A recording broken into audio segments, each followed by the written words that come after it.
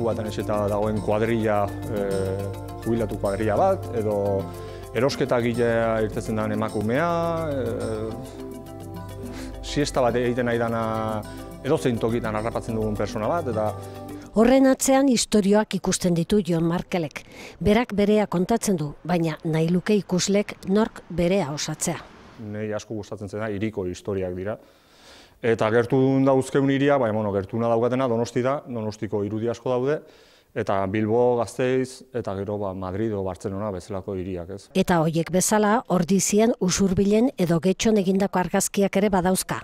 Kontua da, ahaztu gabe, telefona poltsikoan eramatea.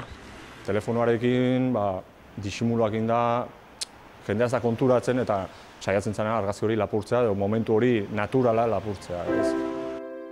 Lehen erakusketa du hau, orain arte sarearen bidez ezagutarazi ditu bere lanak. Badauzka hainbat proiektu, hoien artean kaleko argazkigintza lantzen jarraitzea New Yorken adibidez.